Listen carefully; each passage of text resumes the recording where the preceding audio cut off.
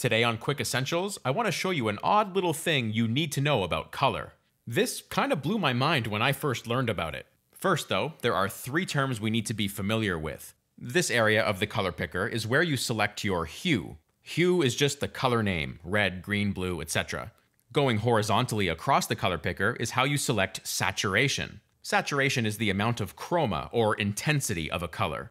And going vertically, like this, will affect value. Value is how light or dark a color is. Some color pickers look like this, which is largely the same thing, although there are some implications we'll look at later in this video. Okay, so a color is always tied to a value. Even though these are two different hues with two different levels of saturation, I think it's pretty easy to see that the top one is lighter and the bottom one is darker. And stripping away the saturation, we can see exactly where the values of those two colors lie.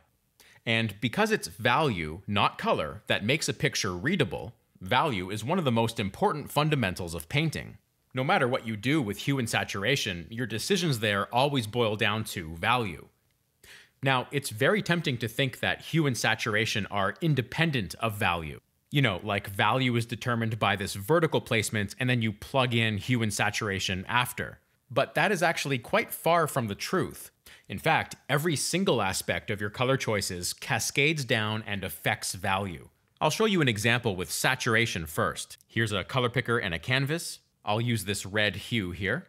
I'll start with a perfectly desaturated version of that and paint a little swatch. Now, I want to increase the saturation while staying at the same brightness level on the color picker. So here's another swatch, change the saturation level, here's another swatch, and repeat this process all the way to the end.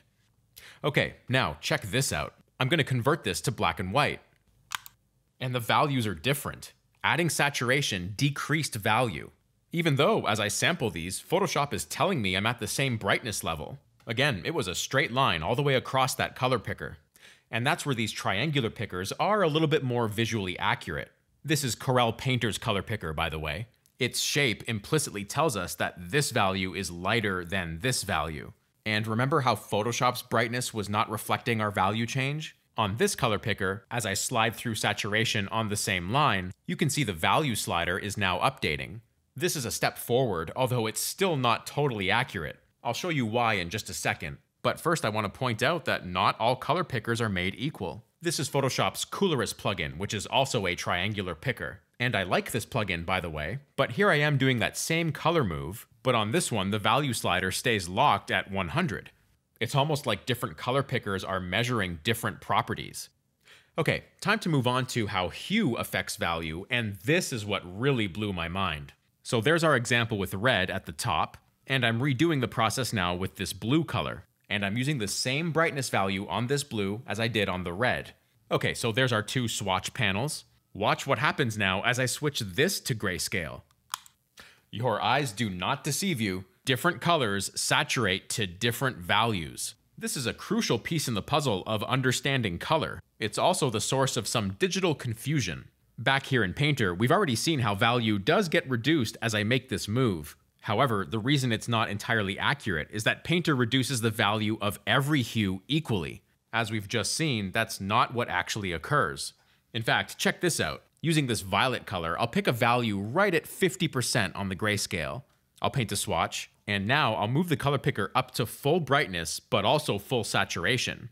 Paint another swatch, and are you ready? I'm gonna switch these to black and white. That is kinda crazy. We traveled halfway lighter on the color picker and got a darker value. Lighter equals darker, dogs and cats living together. Now, this is not true for every color, of course. This yellow, for instance, does not get very dark when saturated. I've got my two swatches here, same as with the violet color. We switch to black and white, and this is more intuitive. Yep, that's the stuff that blew my mind. Okay, so I've made a chart for you to act as an overall reference for this. I've got it on two layers here. The first layer is simply a chart with all the hues and various degrees of saturation. And then layer 2, of course, is those saturation levels in grayscale. And this is not every granular hue change, but these to me are where the significant changes lie. You can find the download link in the description. So, okay, some more digital confusion, I'm afraid. Let's say this represents a painting that I want to check in grayscale. The absolute wrong way to do it is to use the hue saturation adjustment. When I strip the saturation here, it just evenly levels everything out, which is completely inaccurate. This is Photoshop, but the same thing happens in Krita, in Painter, and in Clip Studio Paint. So don't use the hue saturation box to check values. One reliable way to do it is to simply switch the color space to grayscale. But the drawback is in grayscale mode, we can't paint in color anymore, so I usually don't do it that way. A quick and dirty way to do it is to make a new layer, fill it with white, and set that layer to color mode. This works across multiple apps, and it's pretty reliable, though I do think the contrast is exaggerated slightly. My favorite way to check values, and this is exclusive to Photoshop, unfortunately, go up to View, Proof Setup, Custom. Then click the drop-down here and set it to dot gain 20%. Now you can press Ctrl or Command Y to toggle between an accurate grayscale view and color. And by the way, this stuff happens with real pigments too, it's not just digital. Here are some swatches of these very bright and saturated acrylic pigments. When I switch this frame to grayscale, we get the same value behavior. Alright, I want to show you how this color theory actually influences my painting. Here's a spooky little sketch I did in October. There's a lot of grayish colors in it, so I wanted this area here to have a punch of color. This is the particular blue that I chose for that, and that color choice was directly influenced by the fact that that blue gives some of the darker values when saturated. That way I could have what appears to be a bright punchy color, but when converted to grayscale, it's a sufficiently dark value, which I'm hoping helps pop the lighter values on the focal point next to it. And on the opposite end of the scale, in this one, I wanted to have bright colors that would not turn into dark values. So my palette choice here consisted largely of these colors, which tend to hold on to their light values when saturated. So this color theory is always in the back of my mind when I paint.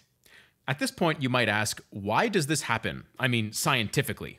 Well, I don't know, but I suspect it might have something to do with the wavelengths of color. You've probably heard this acronym, ROY-G-BIV. These are descending measurements of the wavelength each color occupies. The wavelengths roughly line up with the value chart, but it's not perfect. For example, red is not the lightest value when saturated. So, I don't know. Maybe it's a good question for Captain Disillusion. He's got a knack for explaining this stuff. If only he knew about this channel. I don't know, is that too far-fetched? Anyway, I hope this has been an eye-opener.